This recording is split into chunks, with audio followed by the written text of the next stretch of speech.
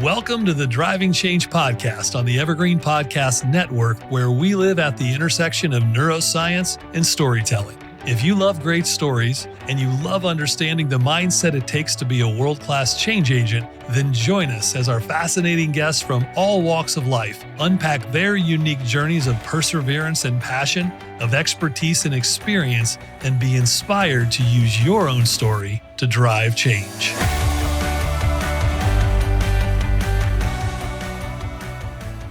Hey everybody, it's the host of the Driving Change Podcast, Jeff Bloomfield, and today we got a special episode for you as we're winding down 2023. We thought it would be fun to take a quick look back at a couple of our favorite guests in the neuroscience of change, not just communication and decision-making, but the folks who are experts at this idea of change activation, or change resistance for some of us. And so we've taken a compilation of four of our favorite change management, really great communicators. We've got Dr. Richard Boyatzis, we've got Dr. BJ Fogg, we've got Dr. Angus Fletcher, as well as Dr. Caroline Leaf. And I'm going to give you just a couple of snippets from previous episodes. We're going to begin this episode with Dr. Richard Boyatzis. And for those of you who remember, this one's kind of going back into the archives a bit. Dr. Boyatzis, a friend of the family here, is a tenured professor up at Case Western Reserve University. But what he's really known for is the research arm of Daniel Goleman's work with emotional intelligence. And he wrote Primal Leadership. Dr. Boyatzis did. He also wrote his most recent book, Helping People Change. And in this little clip, you're going to see Dr. Boyatzis and we're talking and discussing really a lot of what's happening from a neuroscientific standpoint inside the brain, and how managers and leaders are communicating with a way sometimes it's preventing us from being willing to change. And then he kind of flips it and shows us how to help people change, not just because you want them to, but because you're communicating with them in a way that's much more positive in the framing of information in their mind. Let's take a listen to this discussion. We would get a lot more productivity, as the research has shown, a lot more innovation, as the research has shown, a lot more citizenship and engagement. I mean, we're suffering from a motivational crisis at work these days. I mean, according to the annual survey of engagement, we've got, I think, 76% of the people in the United States who have full-time jobs do not feel engaged in their work. 83% of those with full-time jobs in Europe, 81% in Japan. That means that most people are going to work and not really bringing their whole talent or body or willingness. So you stop and ask the question, what can people do? Well, I think part of it is, how do you talk to each other at work? And all too often people think, because they're an executive or a manager or a production line supervisor, that, well, I don't get into all that social work stuff. And what they're, again, forgetting is that they're not managing strategies. They're not managing plans. They're not managing money. They're managing people who are doing those things. Or they're managing people who are managing people who are managing people who are doing the actual work. So the question of, are the people reporting to you, or the people with whom you interact, even your peers, are they motivated? And how do you engage them? How do you engage them in listening about learning? How do you get them to be excited about new possibilities? And that's where I think we have this tremendous opportunity in our work organizations to literally turn people on, without drugs. No, that's what I want to get into a little bit. And it's right in alignment with, we tell clients a lot that when we look at typical performance, I don't want to go down this path too far yet, but typical performance management systems in companies today. And when you hear a leader say, yeah, our people just complain that they don't like to be micromanaged. I say, you know what? Right. I've never heard someone say, hey, I don't like to be micro-coached. They always say, I don't like to be, right? They always say, I don't like to be micromanaged. That's right. The principles in what you're talking about, and where I want to jump off here, is on the neuroscience piece, because what we all have in common, the three of us especially, is we understand that it's really a combination of the biology, the psychology, and the physiology of the human brain, and how it interprets information in the world around it. It either allows it to accelerate change or causes it to continue to resist change. And I know in this past January, Harvard Business Review had that special edition, The Brain Science Behind Business. And if I'm not mistaken, there were some pretty elite authors in that, you being one of them, right? Social intelligence and biology of leadership. And I think you and Daniel Goleman have been leading the way on that for decades. So tell me in the audience what you think the importance of the study of neuroscience is when it comes to coaching and relationships and leadership. Neuroscience is a method, and the method helps us to understand the mechanism. So there's nothing magical, although people do feel all of a sudden, after 53 years of publishing scientific research, now that I put up brain scans, I say, oh, you're doing real science, as of all the rest of the stuff was kindergarten work. But the fact is that when you have a notion, a theory of leadership or change, and you think that there's a certain way and to reach people, one of the tests of that is to predict how that functions when you look at people's neurological activation. Because our brains are getting activated in thousandths of a second. So by the time we get to stimulating our hormonal systems, which take a little longer, we are really talking about what drives it. And what drives it is a whole lot of interactions between these billions of neurons.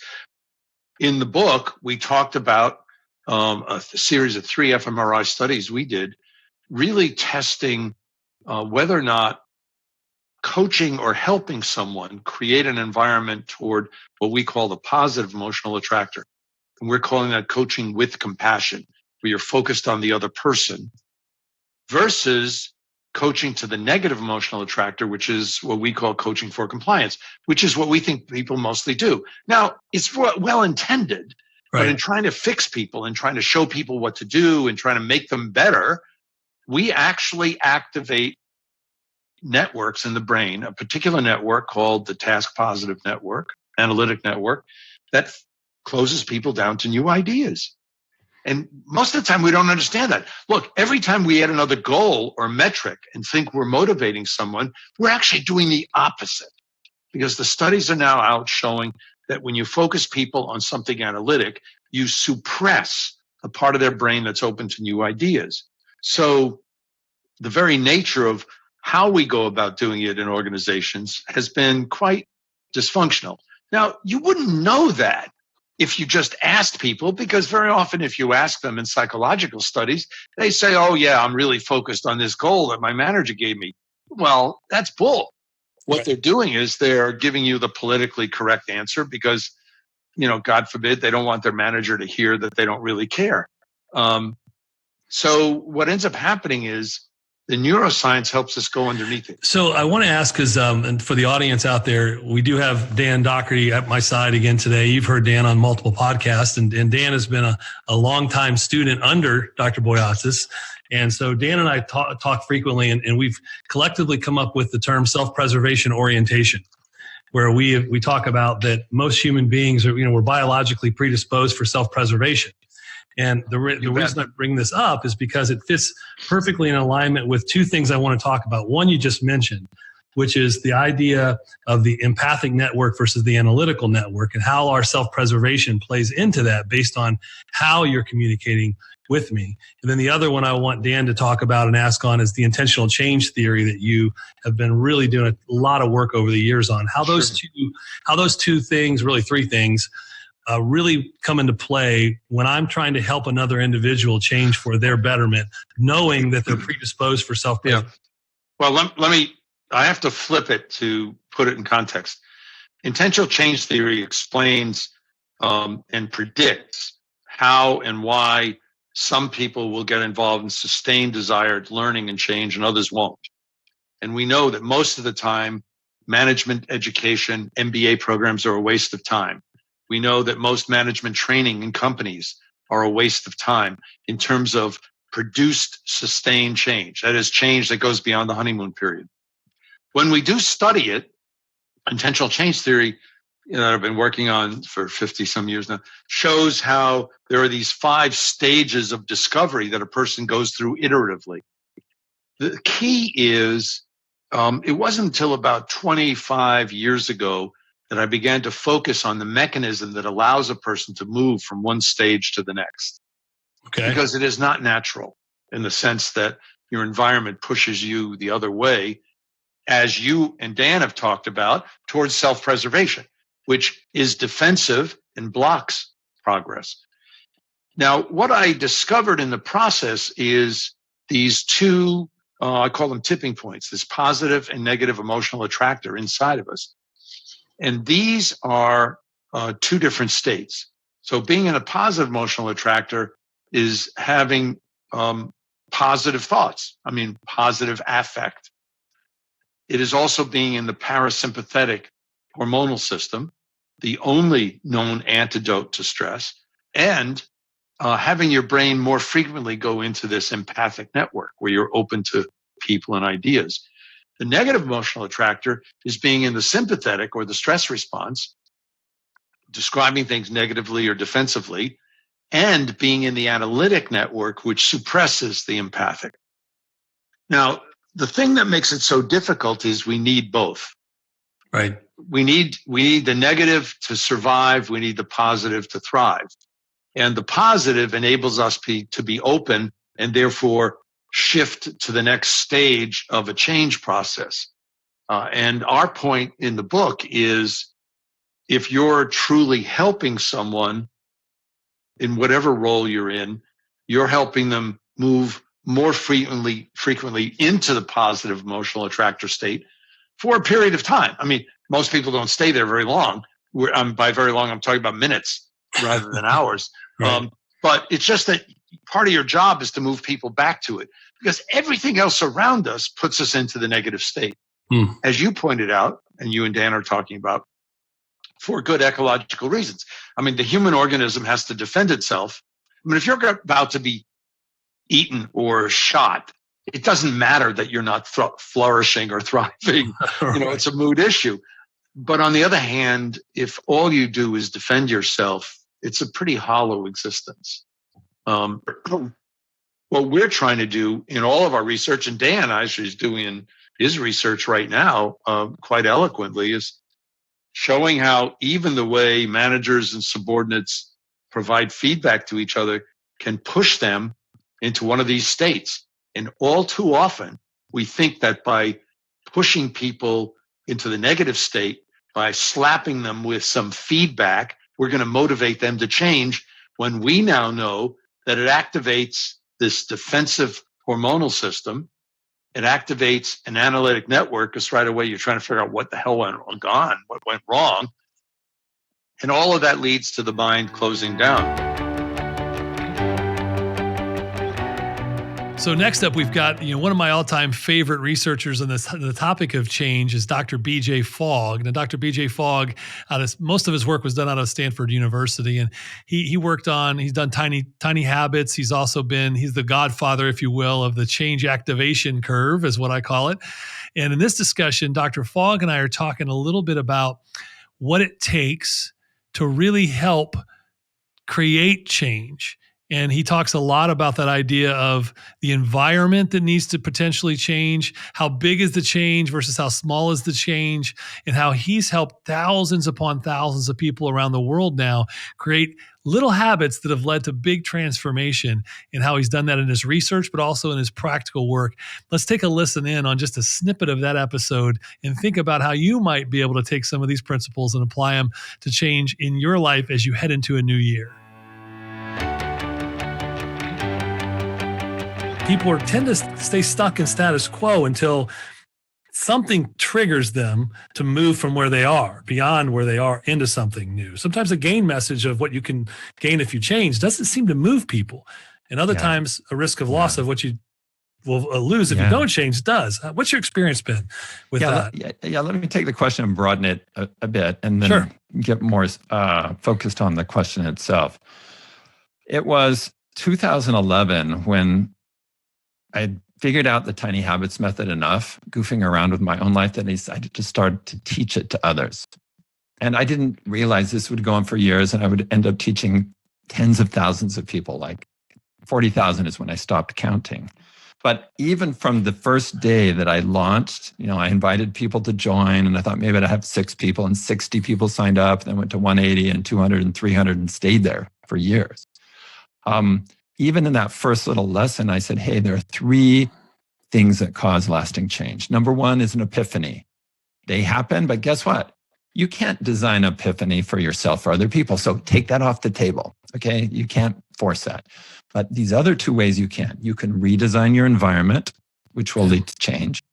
And you can take these small incremental steps, create these habits that are super tiny, and you can do that reliably. So it really comes down to, and it's this, I don't want to say it's synergistic, but it's the interplay between environment change and creating these habits in small incremental ways, and they work together. So that's what we have. Now, if somebody needs to change a behavior quickly, and it's a big behavior, then guess what? You have to change your environment, whether you redesign it or move to another environment. If you don't have to do something big and quickly, then incremental change is a great way to go. But as you make small incremental changes using the tiny habits method or just doing it in your own way, you will naturally change your environment. That's why they work together. So that's how I look at it. Now, when we look at, what are those moments or what actually causes the change to begin, I believe that everyone aspires to improve their life. That's just built in. And if people don't take steps to do that, it's either they don't know how, or more likely, they've tried different products and programs, and they've not succeeded. And as a result of that, they blame themselves like, oh, I'm a broken person, or I lack willpower, or I lack motivation. And what I found in the early days of teaching tiny habits, and it made me very, very sad, is how many people had given up on their dreams or given up on trying to change because they just felt like, well, maybe other people can do it, but I can't. And that's a big part of my work today is like, no, you can. And it wasn't your fault. You didn't change. You just didn't have the right approach yet. So and this is what I see week after week, ever since 2011 with Tiny Habits, and still we have this 5-day program. We measure the impact week after week. Once people see that they can change and they see evidence, it's not like me telling them, they actually put it into practice, then I'd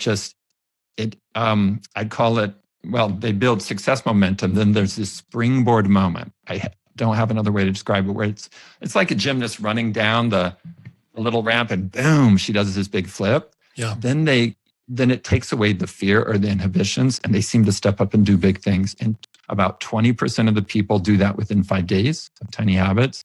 And pretty much everybody can wire in at least one habit fairly substantially within 5 days with this way.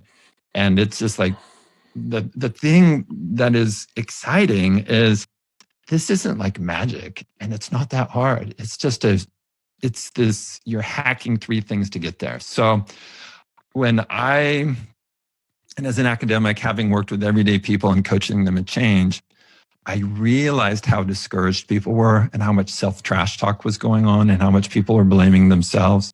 And in some ways, Tiny Habits, from starting about 2012, I didn't share it for that reason, but within about a year or so, I was like, this is a global intervention to help people understand that they're not flawed. And it's not that they, lacked willpower and motivation, that they can change. They just need to do it in a much better way than what they'd been given before. It's fascinating. And not to go, my audience knows that sometimes I go nerd out. I call it nerding out. I go nerd out on the neuroscience. But we know now with neuroplasticity that when the neurons are doing something new, they fire and then they start to wire and it creates a neural pathway, right? But the neural pathway can be stuck in old ways of doing things. But the incremental change you're talking about allows you to do that little firing and wiring simply, right? Yeah. Part of it is you can sneak it in. Yeah. And,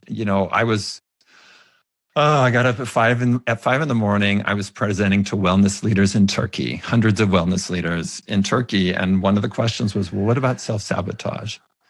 And one of the things about doing just these tiny changes and approaching it in small ways is you're not telling yourself you're going to do this huge thing. It's like, it's so simple, like floss one tooth. Well, of course I can do that, right?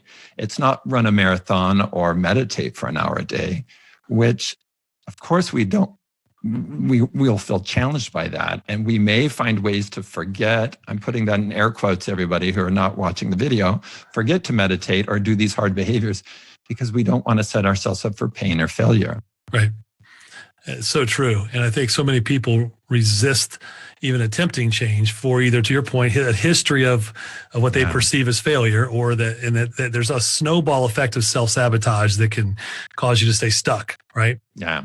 Now, for some people listening to this, you'll totally relate that some people won't. And I was more in the camp of, it took me coaching outside.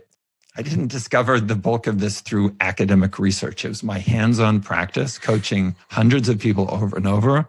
And there was 1 week, about 6 months in, where a woman wrote me back and we were talking about celebration and self-reinforcement. And she wrote back and she said, "Oh my gosh, I now realize I've endured a lifetime of self-trash talk." And I guess, grew up in not that kind of thing. And of course, I wasn't surrounded at Stanford with people that were constantly doing self-trash talk. But by interacting with everyday people, week after week after week, I then recognized this is where most people are at. There's this ongoing dialogue of self-criticism, self-trash talk, and that's holding them back. So it really took me getting out of sort of the Silicon Valley, Stanford, the high achiever, people who have succeeded a lot, to understand that this is where everyday people are at, and that I could help them with this method. And I really felt like, I don't want to get too woo-woo here, but fast forward, it dawned on me, BJ, this was given to you, and you have a responsibility to share this. Going back to where much is given, much is expected. And that's been a big driver of me. So I just kept going. Well, behavioral change is part of your purpose. I mean, that's just who you are, right? When you understand your purpose, it becomes, that's the path, and you find that path, right? So let's go back a minute to, my introduction to you, which was in your original behavioral change curve. And you discovered in your research that, change happens as a factor of motivation over ability. And so, some awareness or triggering event, and then you have how motivated is that person, how hard or easy is the change to take place. And I've tried to interpret that through the lens of influence. If you're trying to influence a customer, or you're coaching someone to change in your employee, something like that. But conceptually, can you help the audience understand your research relative to that curve itself? What made you come up with it? Was it an epiphany moment? I have mine in the shower. I call it the Eureka tank. That's where all my epiphanies happen. Or was it over time you developed it? Yes, it came piece by piece. Okay. So probably over the course of 2 years. And it finally all came together in 2007. And so I call it the Fogg behavior model. And you can say it in a couple of sentences. And it goes like this. Behavior happens when 3 things come together at the same moment. There's motivation to do the behavior, there's ability to do the behavior, and there's a prompt. And if any one of those things is missing, the behavior won't happen. And if they all come together at the same moment, it will. Now, Jeff, you've added a piece to it that is hard to say in words. I mean, there's a visual version of this that has this curve. And I call it an action line. And so what that curve looks really simple, but it's very powerful. And what that curve shows, I'm going to break it down in 3 ways. Number 1, the more motivation you have to do a behavior, the more likely you are to do it. So as you move up the XY graphic, as you move up on the motivation scale, there's more area over the curve, the more likely the behavior happen. And then looking at the ability, which is the horizontal axis, as something becomes harder to do, there's less area above the curve. So in other words, the harder a behavior, the less likely. So that's what it's very simple visual drawing, but it's saying both of those things at the same time. But what that curve also shows is that motivation and ability work like teammates. And Jeff, I'm embarrassed to say it took me like 6 years to find the right word of the relationship. And the word is this: compensatory. They compensate. One can compensate for the other. And so imagine you have a 2-person volleyball team and one person is really weak. Well, if the other person's really strong, you can still win. Both people can be strong, but they both can't be weak. The same thing with motivation ability. To be above the action line, if motivation is low, then it has to be really easy to do.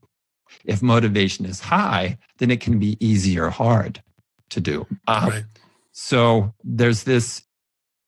So you can look at any behavior that you do, other people do, and say, okay, what was their motivation level? What was their ability level? And if they actually did the behavior, then you had at least one of those factors to be very strong, but neither one of them zero. If motivation 0, behavior doesn't happen. If ability 0, in other words, it's impossible, and of course the behavior doesn't happen. Right.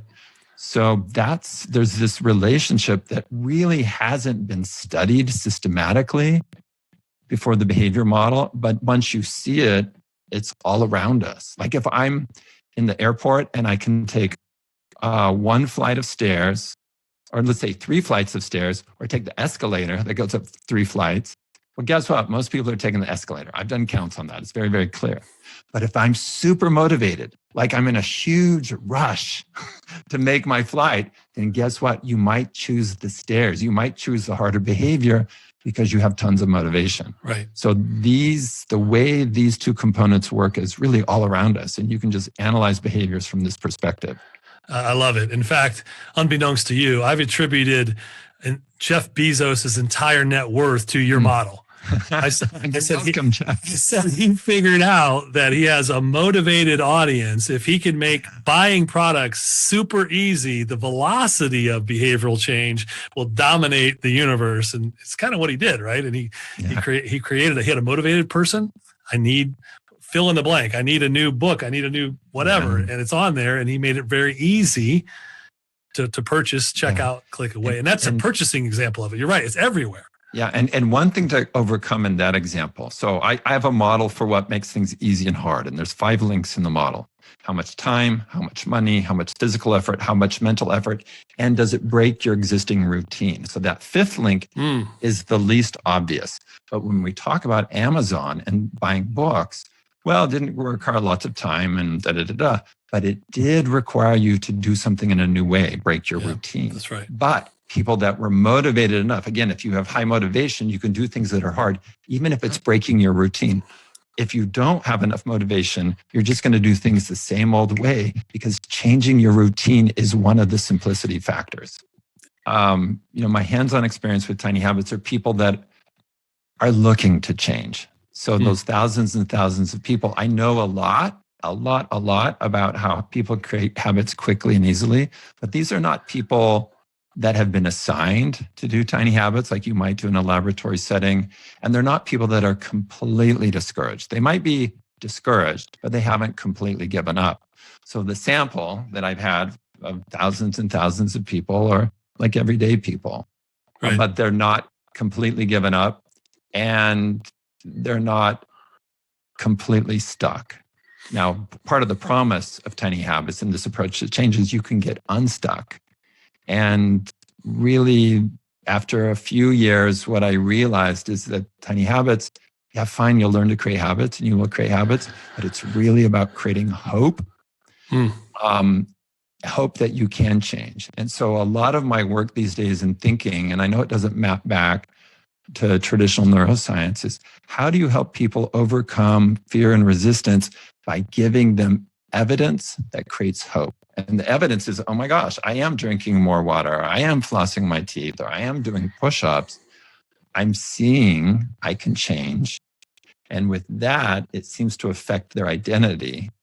So we measure this week after week. We haven't shown a causal link. So we're making an inference here.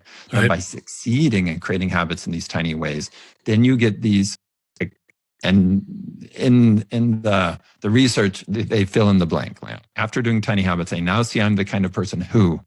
So it's qualitative, but we have thousands and thousands of these statements about, I now see I'm the kind of person who can change.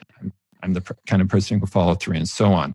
So I'm really looking at it as conflicting motivations for becoming better or changing. One is they want to, there's some hope there, but that's being tamped down. And it's like vectors in physics. And if you map to the behavior model, it's like a force going down, which is fear of failing or fear of looking bad. And so by helping people succeed, even in tiny ways, it seems like that fear is reduced or eliminated, which then lets the hope emerge, which boosts motivation, which then opens up the opportunity to make these big changes. And like I said, almost 20% of people ever make a big change. So that mechanism really interests me.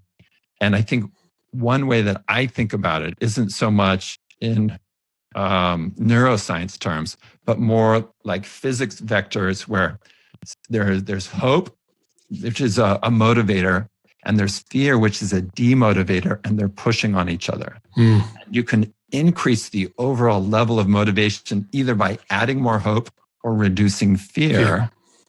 And at least through tiny habits, you do both. The thing that seems to lead to the breakthrough, and I say seems because I haven't run an experiment to show this is the mechanism, it's by getting rid of fear. It's almost like a balloon with ballast on it. And you've got the hot air that's bringing it up, but you've got ballast that's holding it down. So if you can get rid of the ballast, you don't have to add any more hot air. The balloon will go up. Right. That might be the most common sense way of thinking of it. Yeah, that's a great analogy. And you mentioned the word identity earlier. So it sounds to me like what's happening is you're literally changing a person's belief, because belief is what ultimately drives behavior. And when you increase hope and reduce fear, you're changing their literal belief of what they can and can't do, right? Yeah. At Stanford, we would certainly call that efficacy or self-efficacy, thanks to Albert Bandura being there. But and I smiled really big when you said that, because I really preach hard against the idea of, in order to change behavior, we must change attitudes or beliefs, and then behavioral change, because you can go the other way around. Just get people to feel successful on behaviors, and then their attitudes and opinions shift. It's not like the logical, and I call that the information action fallacy. Like, information will then change attitudes and beliefs, which will then change behavior. Don't do it that way, people. Just help people change their behavior. And then you get a lot of effects, including the perception of one's own self, the belief about their ability to change, and so on. So next up, we've got a snippet from my conversation with Dr. Angus Fletcher. And now Dr. Fletcher is fascinating because he really does take the work of the neuroscience researcher and he combines it with the idea and the art of communication through the storytelling lens. And Dr. Fletcher really takes us on a nice self-discovery journey about the story that we might be telling ourselves every day. And as I like to always say, the most important story you're going to hear today is the one that's going on between your ears. Take a listen into my conversation with Dr. Fletcher, and then maybe think about day to day, hour to hour, what story are you telling yourself heading into 2024? I think one of the things that holds most human beings back from their potential is the story they tell themselves. And that story they tell themselves it can be from, I call it junk in the brain trunk, right? We all have different degrees of junk in the brain trunk from our backgrounds and trauma and experiences. And then you're going to tell yourself a story every day you're awake, right? Every waking moment, your brain is telling yourself a story about something. Why do you think that some people have this gear to where they're telling themselves this amazing future story? And it's not a manifestation thing. They're creating their future in the way they're telling themselves what's possible. And then the brain is designed to go help deliver on that, versus so many others who keep telling themselves a story every day of it's like the Daniel Kahneman, the prospect theory, right? We move at twice the urgency to avoid a loss than to pursue a gain. Well, probably 90% of the population wants to wake up and tell themselves what's not good, what they should avoid versus what's possible. Why do you think that is? Well, I think, first of all, you just answered your own question in the sense that I think most people are playing not to lose as opposed to win. And the main reason for this is just evolutionarily, fear is very, very strong in our brain. As you said earlier, self-preservation is our first instinct. But as you also pointed out earlier, we have created a society where our fear instinct is too strong. the world is actually much safer than our brain thinks, because our brain is actually older than our world. And so that's why if you can't find a parking space, you start panicking. You're like, oh my goodness, I can't find a parking space. If you're like 5 minutes late for something, you start to like stress out, like somehow the world's going to come to an end, because your primordial brain is telling you you're going to die. It's the same thing with money. All of a sudden, if you spend too much money, you start feeling your heart rate elevate, like somehow you're going to die. And what you actually have to do is you have to shift that thinking. And you have to get yourself out of that fear response by telling yourself a different story. And so I work a lot with Martin Seligman and his team. And one of the things that he really focuses on is how you get into a kind of an optimism space. And, optimism is all about just constantly reminding your brain, this could work, this could work, this could work, this could work, as opposed to this couldn't work, this couldn't work, this couldn't work, this couldn't work. And also as different from this will work. If your brain is always saying to itself, this will work, life is hard. Most of the things you think will work won't. And then what will happen is your brain will get demoralized. But if you get up every morning saying this can work, you are investing faith in yourself and in life. And, faith is different from certainty or pessimism. And so basically just getting your brain in that kind of that faith space where it's always saying what's possible could be. It's a simple story to tell yourself, but it will help you just, as you said, actualize all those great ideas you already have in your head. Well, let's pause there for a second, because that was really, really powerful. So I think some people misinterpret the idea of the optimism piece of saying, well, I've got to tell myself this will work. And what you're saying is if you tell yourself this will work, the minute you're up against any moment of resistance on the journey to will, your brain's going to go, see, this wasn't going to ever work. And then you're back into the negative narrative. But if you say this could work or this can work, you're anticipating you're going to have to modify things along the way and be a little more agile, but you're still on the pursuit of it working. That's such a different mindset, I think, for people. Yeah, that's brilliant. Well, you just articulated it better than I could. And that's right. I mean, that's the difference between optimism and magical thinking. I mean, there's a lot of people out there who think that magical thinking or the secret or something like that is the secret to success. And when I talk to people who actually have very kind of low confidence in themselves, a lot of them are magical thinkers. And it's because, they think, oh, this is going to work. And then when it doesn't work, they think, oh, either life is against me or I did something wrong or all these kinds of things. But if you're a resilient thinker is always thinking this could happen, this could work. And when it doesn't work, you don't get down because you say to yourself, how can I grow from that? And so really the key is a growth mindset. And part of a growth mindset is very simply having gratitude for the hardness of life. You want to get up every morning and say, life is really, really hard. It's not easy to succeed. And I'm grateful for that because that means I'm going to earn it. As opposed to being someone who thinks, oh, life should be easy. Or if I just get 3 simple, fast tricks, my life is going to change in an instant. You're just setting yourself up for fragility. And, if you do succeed, you're not going to take that much pleasure in it because you're going to think it was obvious all along. Wow. So there's what you're saying is there's 2 different types of optimists then. There's agile optimists who are optimistic for the future, but they're also very agile in how they get there. And then there's episodic optimists who, they get optimistic in the moment, but then it doesn't happen. So then they're really episodic optimists are really just pessimists in disguise, right? Because then they're going to run to why, oh, life's hard. And I knew this was never going to work out. And I try to see every time I try to be positive about something, it never works out for me. And then they wait about 3 months and they get back in a good mood again. And they're episodically optimistic one more time, right? It's a yo-yo effect. I love that description, and that's completely true. And you see that all the time. I mean, it's almost like an addiction recovery cycle, where people are like, I'm going to change my life, and then they crash, and they go up, and then they go down. And actually, really, the key to life is just consistency. And, when things go well, you don't want to get overexcited. You want to take pleasure in them and have joy in them, but you don't want to, and the same thing when things go bad, you just want to say, well, that's bad luck. And this is one of the things that I've really learned from Seligman, and I think is really brilliant, is, when things go wrong, don't blame someone. Don't blame yourself, don't blame other people, and don't blame life. I mean, most of the time when something goes wrong, the first thing I see is people just try and find out who's responsible, who can I get angry at, who can I get upset at, who can I judge, right? And you're just getting yourself into this kind of negativity, self-defeating cycle. Whereas if you just say, you know what, that was just bad luck, it could have worked, maybe it should have worked, but I'm just going to try it again. Immediately you snap out of all those negative emotions, you activate your brain to try again, and you're off and growing. And that's really more the key that I can say than anything else is just don't allow bad things to make you judge yourself or judge others or get angry. And I think if we had a little more of that psychology now today in America, which honestly is, I think, the psychology that kind of birthed America was that resilient psychology, not this anger, blame, judgment kind of psychology, I think we'd all be a lot happier. Yeah, we could do a whole other episode on social media and the impact of technology on our inability to be optimists, right? Exactly. So let's go a step deeper then, because one of my questions is around creativity.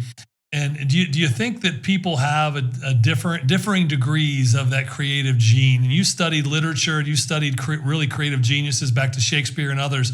Do some people they're just born with this amazingly imaginative creative gene, and they see the world through this multicolored, variation of what's possible, and they just know how to then articulate it? Or is it is it a skill? Is creativity, is it an intuitive genetic predisposition, or is it a skill that can be trained? Well, it's a skill that can be trained. I mean, it's genetic in the sense that all of us have it in us. We're all born creative. It is in our genes. There is no single gene for creativity that people are born with or without. But I mean, this is the kind of hardwiring of the human brain. The human brain evolved to be able to innovate in dynamic situations. That's why, I mean, if you look over the last 5,000 years of human history, just think of all the extraordinary things that people across this world have done in so many different areas, whether it's art, whether it's science, whether it's engineering, totally extraordinary. And we all have that in us. And the important thing that my work focuses on is how to train that part of your brain up. And the reason I got involved in this is because we've been noticing for the last 30 years that children have been getting less creative. This has been something that has been tracked by a lot of researchers, not by my lab. I didn't start out with this, but many researchers across the globe have noticed kids are getting less creative. And we've been able to figure out why. It's because our school system is making them less creative. And so naturally, my team got together and we're like, well, if our school system is making them less creative, one, we should change the school system. And two, maybe we could figure out a better way. And so we've actually started piloting these ways. And just over the summer, I mean, I can tell you, we've done two big trials, one involving elementary students, which showed a massive increase in creativity. So third, fourth, and fifth graders, and the other with the U.S. Army, including U.S. Special Operations. And we've done a trial involving hundreds and hundreds of senior officers, given them the same training, and they've also become significantly more creative. So we have the evidence in my lab. You can train yourself to become more creative. It's not magic. And although all of us are creative in different ways, and all of us probably do have a different ceiling in terms of creativity, most of us are not realizing our full potential. So what are some of the tips you've been able to help, whether it be the kids or whether it be the military? What are some things you do to help people see that practice being more creative or implement new skills to be creative? So the first thing we do is we just do an attitude adjustment. And we do this with both the third graders and we do this with 18 alphas in the military. And so the simplest thing is most kids are trained today to think there's a right answer to problems. And they get this from school. So you get a multiple choice test and you think there's a right answer here. If you want to be creative, you have to say to yourself, there are many right answers. There is not one right answer. There are many right answers. And what that does is that immediately just kind of opens you to see the space that you have to play with. And in terms of the 18 alphas and the special operations, what we'll often do is we'll often we'll bring back a complex problem from the field. So a problem that other Green Berets have encountered, that no one else has ever encountered before. And we'll bring that back to the training space and we'll give that to trainee Green Berets, and we'll see that they can solve that problem in multiple different ways. And watching each other solve that problem in multiple different ways automatically opens up this emotional and attitudinal shift, which is, I'm not trying to just find that one answer. I can find lots of answers. And we just know that immediately online to all these different areas of the brain opens you up, makes you more empathetic, makes you more curious, makes you less judgmental, makes you less negative, makes you more optimistic, all these kinds of things simply from that shift. So our last snippet is with Dr. Caroline Leaf, and she's become a trailblazer in so many ways. As a female neuroscience researcher, she really has blazed a trail in understanding.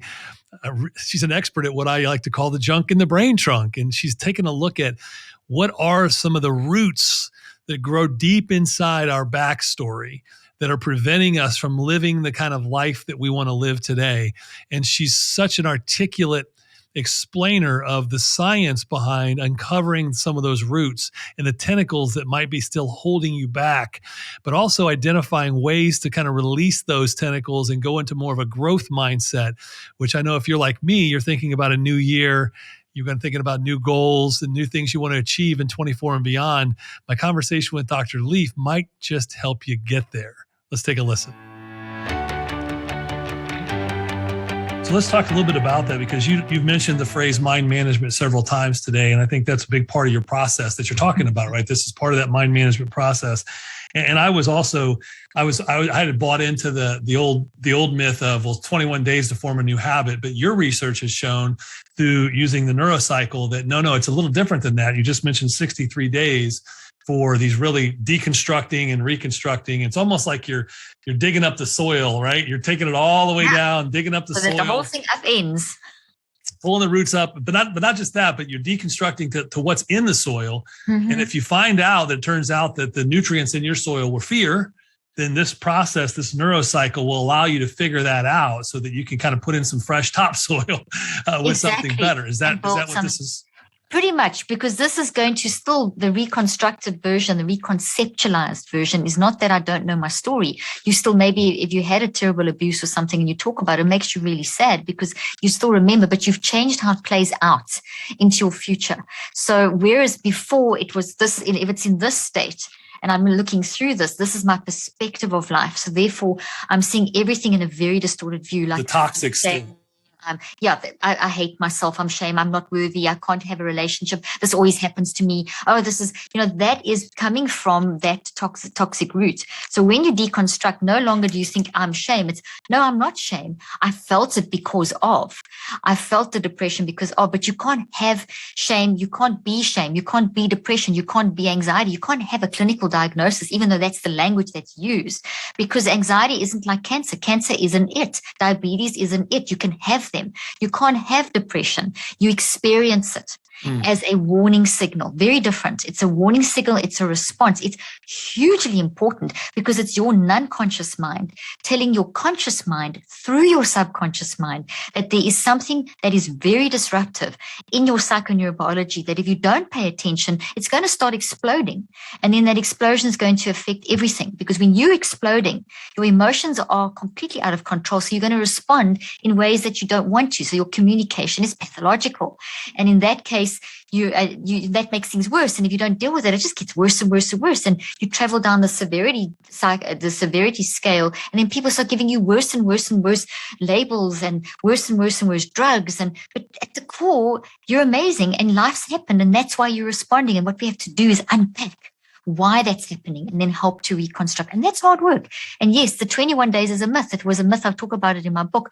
It was a surgeon years ago in the 60s that spoke about sort of cycles of 3 weeks for healing. Now, there is a valid biological base that 3 weeks, it seems to take, like, for example, if you get a blister, it takes around about 3 weeks for the immune system to work with the body to produce the stem cells to heal the blister. And the more severe the damage to the brain and the body physically, the more of these cycles you need. So let's say that you've had a major cancer surgery or something, and that's obviously kind of major. 3 weeks won't be enough for your body to heal. You're going to need maybe 20 lots of 3 weeks or something like that. Right. So the concept of 3 weeks does a certain level of work, but it doesn't take you through the completion process. So I wanted to see, well, how do we get to the point where we start having these changes in our behavior? Like I told with my patients earlier on, how do I get someone who had a traumatic brain injury, couldn't even function on a second grade level, and they were in 12th grade? How do you get them back to that level and beyond? And how do you get someone who's in so much trauma from an abuse, whatever? How do you get them to that point? What do you do? What are the cycles of time involved? So what I found was that in 21 days, if you deliberately and intentionally and work on this, where you're using your conscious veto power, where you're tapping into the non-conscious, which is different to the conscious, and we can define those in a moment, so we don't talk about too many things at the same time. But if you deliberately and intentionally are going to focus on, okay, this is the pattern. The pattern is X, Y, and Z, not functioning like you used to. What is the pathology? What is your communication pathology? In other words, what are you saying? What are you doing? What are you feeling? What are your perspectives? What is the pattern that is playing out in your overall relationships? And there's always going to be multiple. Generally, we'll think of 3 or 4 in one shot. As I'm saying this, people will think of 3 or 4, maybe more. But then you take of those, you say, okay, which is the most dominant that's stopping me achieving what I know I can contribute, all the goals and visions and whatever. And Then from there, you take the most dominant pattern and you start saying, okay, now let's unpack that pattern and start seeing what are the signals of that pattern. And then from the signals, you then tune in because these signals are coming from this. From the signals, you can then dig into what is your interpretation? What is the data here? What are you thinking, feeling, and choosing? What are the emotions? How are you seeing yourself? How are you seeing your vision of this thing? Which then takes you to the tree trunk, which is what distorted thinking process happened. That I produce this as a coping mechanism. It's not sustaining me. It's actually affecting me. But where did it come from? And then you get to the roots. That process is going to take daily work of about 15 to 45 minutes for about 21 days, around about 3 weeks. So that's kind of the initial healing of the blister. It's the finding of the basic thing, and it's starting to get to this level of deep intuitive thinking, and that creates all this connection in the brain. And as you're doing the steps of the neurocycle to do all of this that I've just described, you are forcing your brain into a very high level of functioning, because at the same time as dealing with this toxicity, you're drawing on the wisdom, the wise mind, the optimism bias, you aligning all the psychoneurobiology to the point where resilience is increasing. So you may be crying, screaming, shouting, more depressed, more anxious, but it's different because it's a pain that is coming from the work that you're doing. It's like if the hot lava pours out, it's still hot. It's not cold yet. So in the heat, it can get worse and can burn out fields and can burn. So you're starting to reveal the pain. And so in that first 21 days, you are getting a deep revelation of almost getting worse, but it's progress. It may feel like you're going backwards, but you're going forwards. Because if you see the reason for your pain, that's a shock. And depending on how suppressed, how much you've denied, how much you've done just to cope, there's no judgment here. There's no guilt. There's no, you did something wrong. If you've been traumatized as a child, you did nothing wrong. If you've been hurt in a marriage, or if you've been hurt at work, or you've been experiencing any kind of war trauma, and you are manifesting these pathologies in your life, that is not your fault. That is not who you are.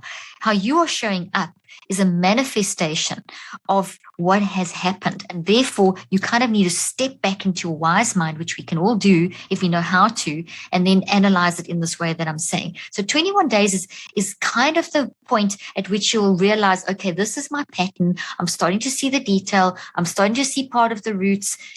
The deeper and more complex the trauma and the longer it's been there, the more it won't be as clear. So you're not going to see all the roots. You'll see, okay, that part's sticking out of the ground. That part's still underneath. You'll see there's a bit of tape over this over here.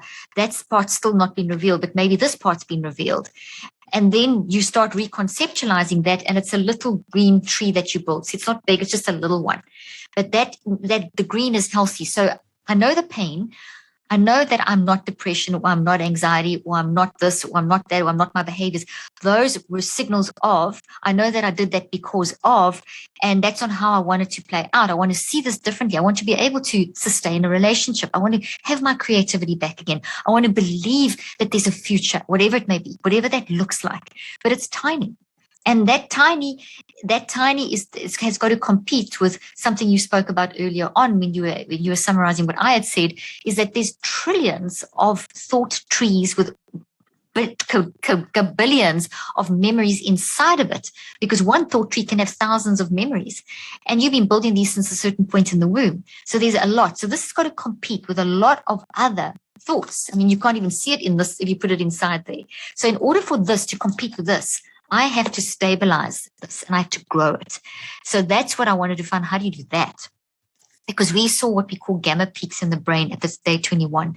And we saw, and a gamma peak is where learning takes place. When there's stabilized neuroplasticity happening. So when you build something new and it's looks like it's going to stay there, we see what we would call a lot of gamma activity in the brain across the left and the right side. Not just gamma, you'll get all the others as well, but you'll see these peaks of gamma, which is evidence for us that there's a frequency shift that means that and it's associated with very strong neuroplastic changes.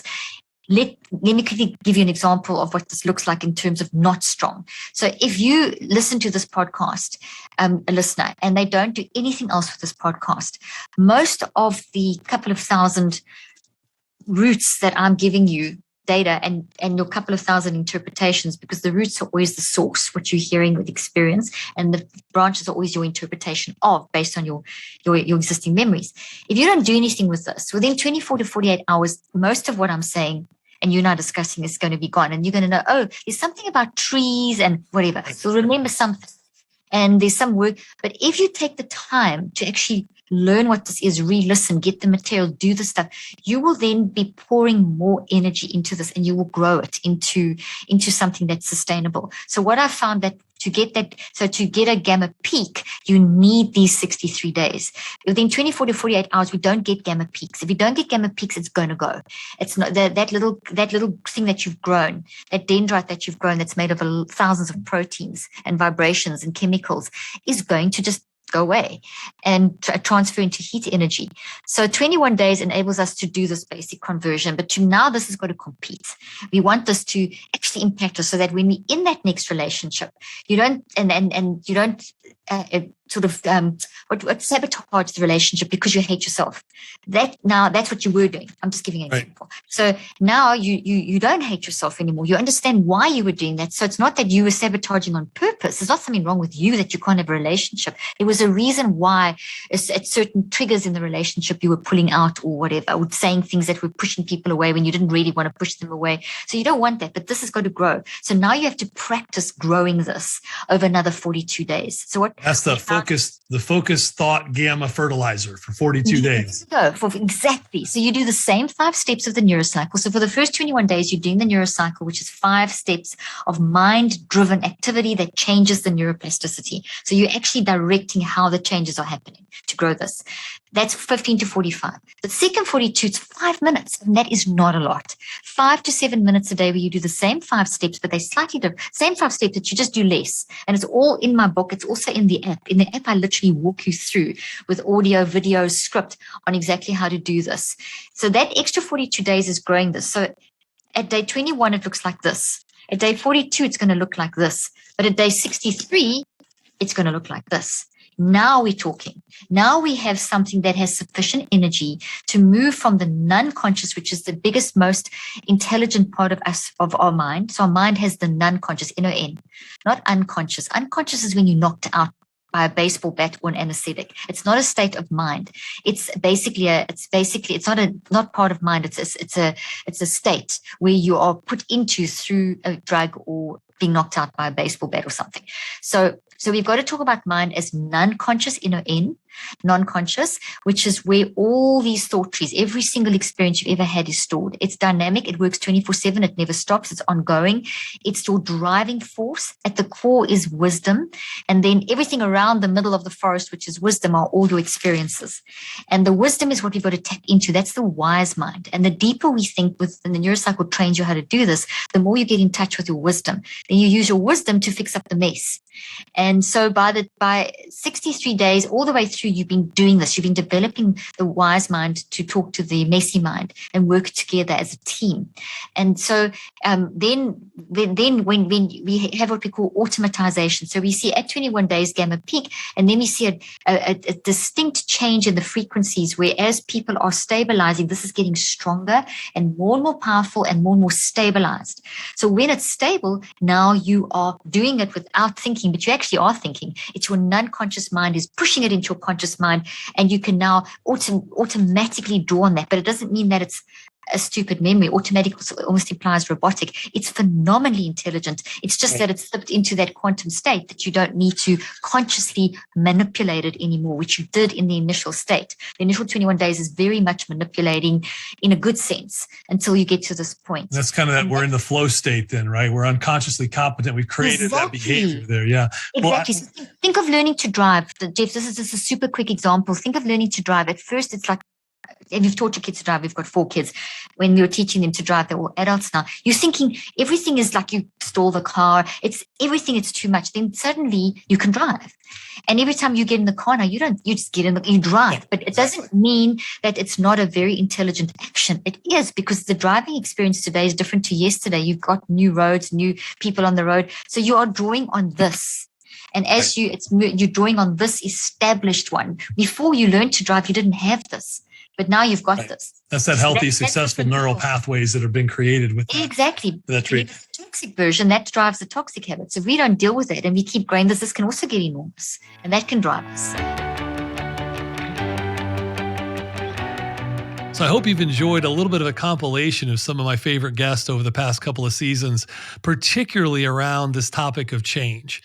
And none of us really likes to think about change that we're not choosing, but many of us know that many areas of our life, we do need to think about what could we do different? What can we be better at as we aspire to new heights and as we drive change in the world around us? So my encouragement to you is just to think about reflecting on this year, but don't think about it through the lens of the things that didn't go well.